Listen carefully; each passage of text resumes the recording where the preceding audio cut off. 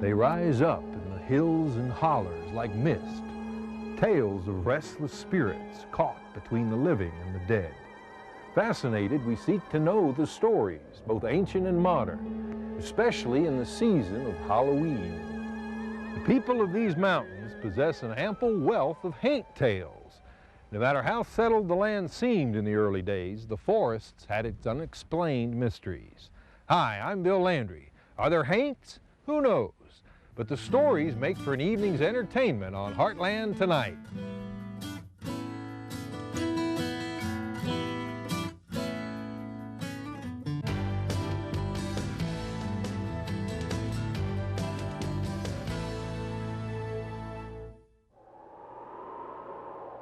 Many a Scots-Irish settler held an unshakable belief in ghosts, boogers, and wampus cats, whatever they are.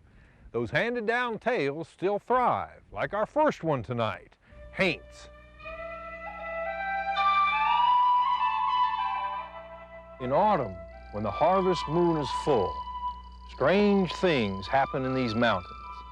There's a tale I've heard that grandfathers used to tell. It's told this time of year when the haze that falls here is thickest and the damp eeriness surrounds these mountains. For 2 days, the mountain sky had been weeping, and the mist in the valleys clung to you like a newborn baby to its mother. The air on these days did not stir. It was cold and it hung wet and dripping from everything it touched. That was when the woman first appeared in Otis Dixon's barnyard as he was milking. It scared Otis, her coming out of the mist that way, all pale and dressed in gray. "What can I do for you, ma'am?" She didn't say a word. She just motioned to Otis' milk pail. Otis gave her a little milk and off she went. She didn't say a word. The next day it happened again. On the third day, when the woman appeared and the same thing happened, it got to bothering Otis real bad, enough that he decided to follow her. It was the best he could do just to keep her in sight, and maybe it would have been better for Otis if he hadn't. Her trip took her out of town through Wilson's Bottoms and into the town graveyard. She walked up to a freshly dug grave and paused, and seemed to disappear. Otis didn't believe in Haints, but he knew his eyes weren't fooling him and he was out of there fast.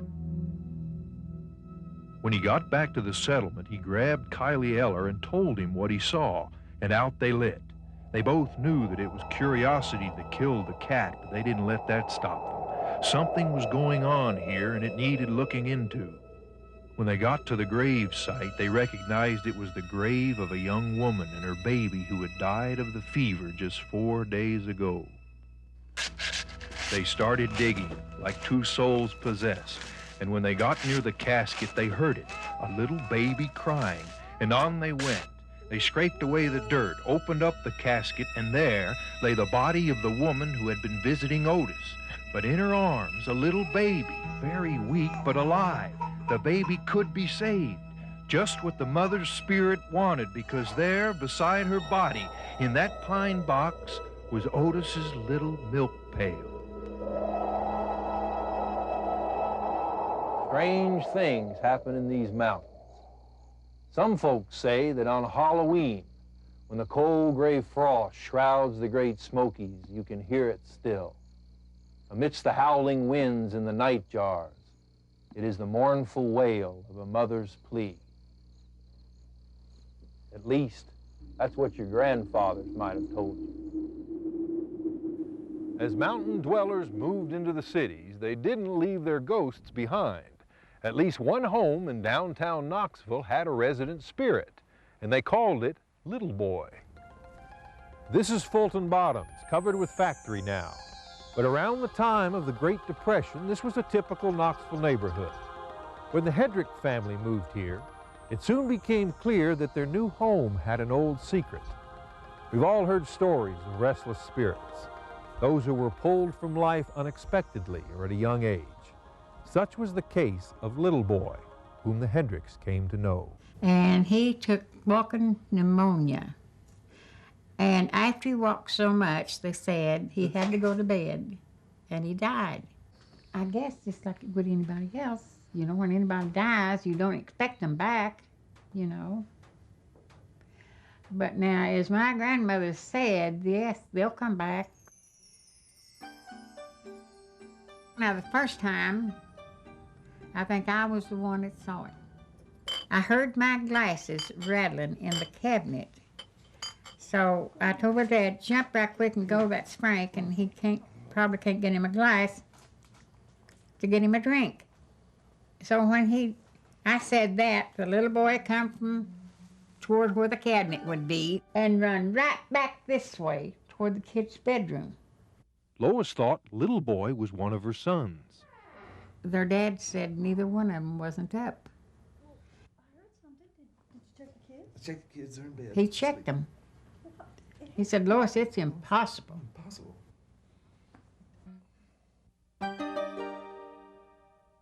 I used to be awful superstitious, but I'm trying my best to get out of that. I don't think it's good. Jump at conclusions, you know. Little boy seemed to be attracted to her children. Perhaps he wanted to be friends with young Tommy. I sent him in there to get something off the chest for me. And he was gone, you know, 3 or 4 minutes seemed to me like, and I hollered for him. Tommy, what's keeping you? And when he come in there, I said, what kept you so long?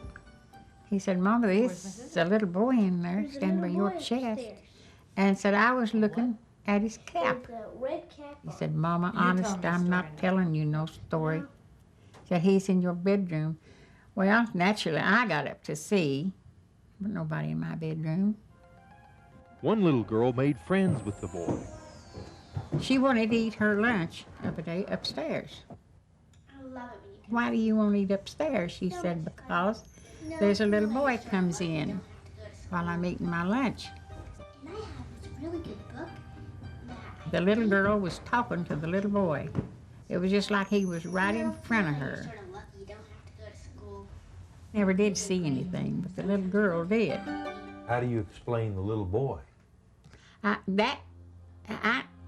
know that wasn't a myth. That really was a little, I don't know. I've studied myself to death over that. Because, see, I saw him.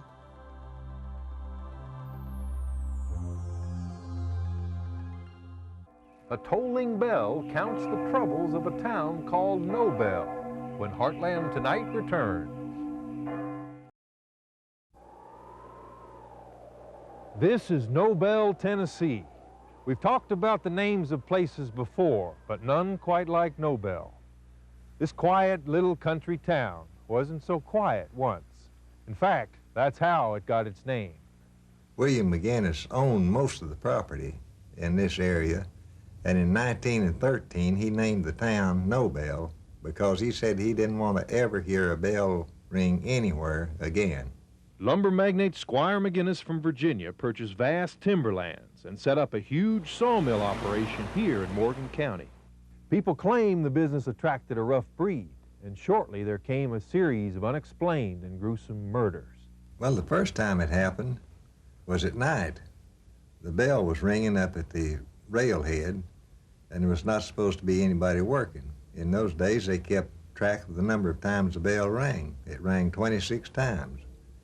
The next day, they found the body of Leonard Perrin with his throat cut. He was 26 years old. The second time, the bell rang 21 times, and they found the body of Buddy Reed. Buddy was 21 years old. Who was ringing the bell? Nobody knows. Amidst this bizarre series of events, William McGinnis had met and married young Fay Stallard, a simple yet loving young country girl. She was the most beautiful girl you could ever see. She had long blonde hair and beautiful blue eyes and peaches and cream skin. Anyway, he fell in love with her, head over heels in love. He just couldn't live without her. How old was she? She was 19 years old, and that just run him crazy. He had more love for her than he had sense. Thelma says McGinnis built a fine home for his bride. He built him a slight mansion, I mean a frame house. Nobody had a frame house. On a late October night in that same year, the bell started again. With each toll, fear shot throughout the community. No one knew who was next. I was just a little girl, and oh, my hair stood up on end, and I was so scared. Well, my father told me that people were running everywhere. They were trying to find out who was ringing that bell. McGinnis was in town working late that night, and he, like everyone else, was counting the rings. When it stopped at 19, the age of his beloved Fay, he leaped from his desk, jumped into his car, and flew down the country roads. He was heading here, home to his beloved, whose life he feared for. I bought this house for the tobacco lot. Ain't nobody lived in this house since the old man died, and I don't care nothing about going in there. Can we go in? I'll let you have a key if you want to use it. McGinnis rushed into his house, not knowing if there was a murderer loose. Frantically, he climbed the stairs. All he could think of was his new bride. Down this very hall he came, not believing, yet somehow knowing what he would find when he opened this door. Spooked? The fine residents of Nobel certainly were. Stay with us. Buford Strunk hunts his dog and a hobo hunts his head when Heartland Tonight returns.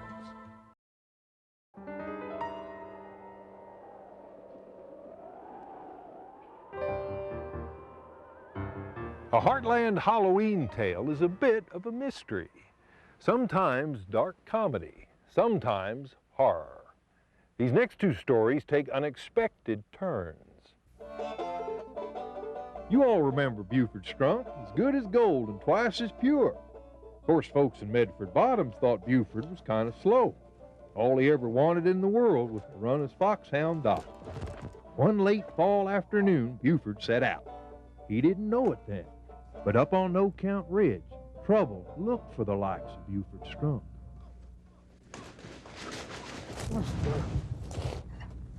Nobody knew what caused Buford to fall, but they were all mighty sad at his passing. Poor old Doc must have strayed away to mourn. Folks from miles around came to pay their last respects.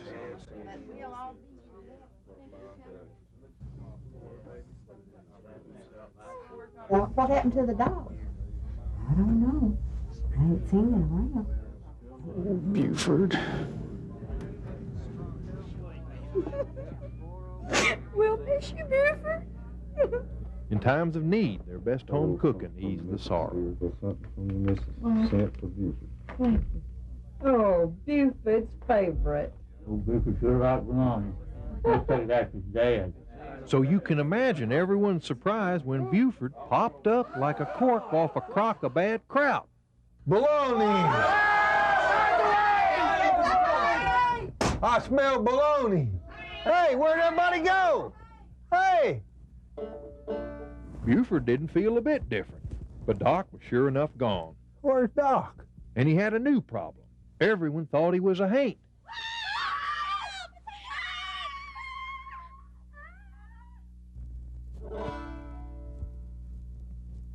Hi, Hal. You seen Doc anywhere? Buford, go away. It's me. It's me, Buford. I'm just looking for Doc. Doc ain't here. You're dead, Buford. Go away. I can't go anywhere without Doc. Before Buford knew it, he was becoming a legend.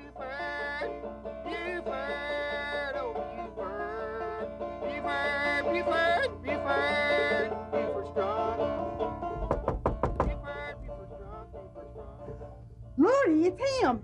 Hey, Peggy, have you seen Doc? People didn't know what to make of this haint that wouldn't leave. And no one was more confused than Buford. Yeah, we're going to have to get used to not having Buford around here now. Yeah. We're going to miss old Buford around here. Yeah.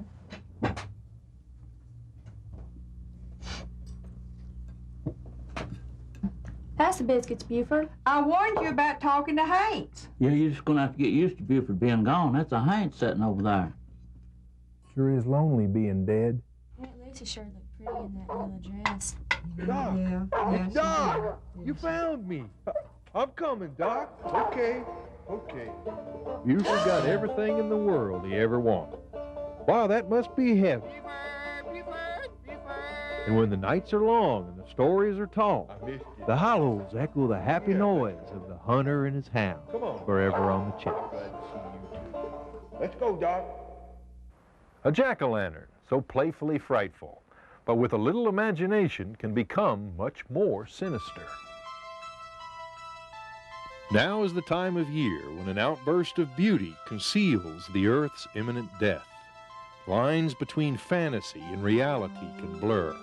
As it happened in 1928, when a coal camp prepared for Halloween, time and again, people told the tale of the hobo beheaded by a fast freight train as he slept on the tracks. He was a mean-spirited wanderer, some thought, connected with some recent mine disaster. No one found the severed head, so he was buried without it. But later, many claimed to see the hobo in search of his missing head. Well, them pumpkins. Brian James, boastful of his prized pumpkin patch, could not know of mysterious forces that would make him regret his words. I cut a face on this one right here, it'll even scare me. Deep within her Scots-Irish roots, Brian's wife felt that his good-natured teasing tempted fate. Connie possessed an ability to feel things best left unspoken. To put a face on a pumpkin made her uneasy. Of her two boys, the younger one took after Connie. Willie was delicate and skittish and saw signs in nature.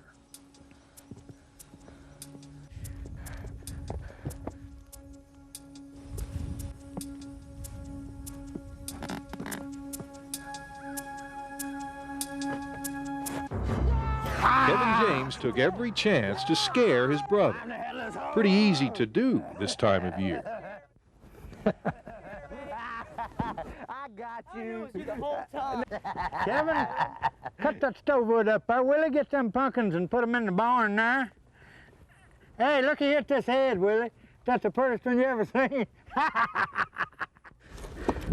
Hey, Willie. The next day, Halloween, Brian set out to town. I'll be back as soon as I can. Far from home, Brian heard of Kevin's plan to scare Willie. I heard your oldest boy is going to play a trick on your youngest one tonight. The teasing had gone too far. Are you okay, Willie? Yeah, Mom. I'm all right. I'm fine. You just go on to bed. I'll wait for Pop.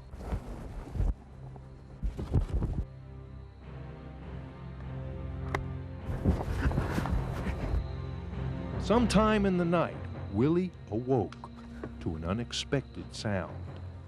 To his horrified eyes, it seemed that the hobo was there.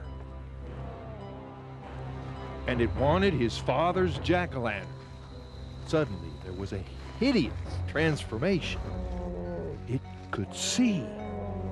Willie vowed to end his fear once and for all. Thinking that Kevin had played a fatal joke, Brian saw the horror unfold. Kevin! Though he searched, all Brian could find were messy shreds of pumpkin flesh and rotted clothes. Pa! What happened? Kevin! What happened? Kevin! The next day, Brian burned the moldy clothes. Through the years, his garden yielded fine produce, but never again did he raise a pumpkin. No one ever saw or spoke of the headless hobo again. Sure as the sun rises, darkness is always followed by light. When Heartland Tonight returns, an uncommon Halloween story, but we're certain it'll pull you in. A Native American tale of renewed hope and rebirth.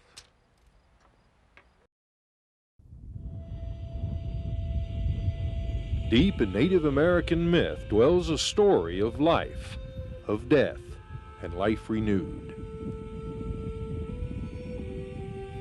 Many lifetimes ago it happened, so that now no one remembered in what way she displeased her father. In rage, he'd thrown his beloved daughter from a cliff. For thousands of years she lay in a cold and watery bed until there was no flesh. He had ventured far from his home. He did not know that local fishermen avoided this place, for they claimed these waters were haunted. With a prayer for good fishing, he lowers his basket.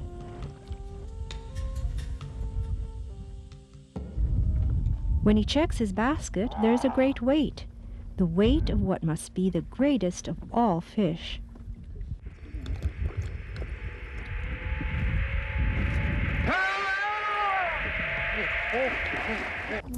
His only thought is to escape the creature of bad dreams and forbidden places. But that is not to be. She is tangled in his line.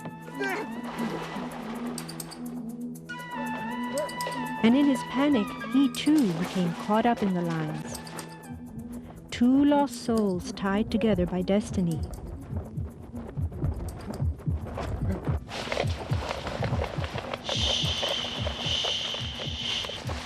Is the sound following the man through the forest. Like a rattlesnake ready to strike. The faster he runs, the faster she seems to follow. He seeks the safety of his camp.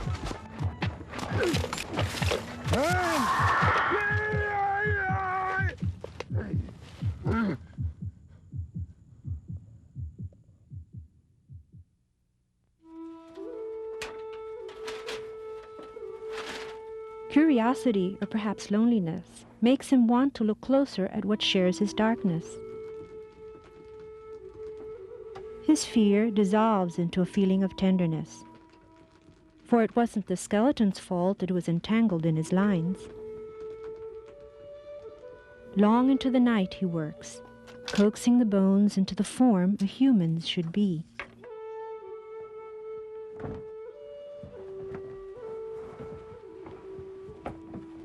Exhausted, he sleeps, and as humans do in their dreams of sorrow or loneliness, a tear escapes from his eye.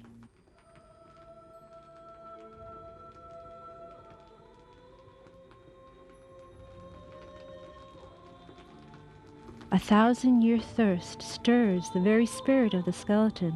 She must drink. She touches the sleeping man and tastes of the tear. In that tear are rivers to quench the need for human kindness. Her long dead hope awakens. Her long dead bones draw flesh. She is whole with all the being of a woman. A 1,000-year chill ends as the two rise to the warmth of new life, entangled now in a good and lasting way. Such stories inhabit every culture. They serve to balance the dark against the light, and they offer a way to better understand who we are. Thanks for watching.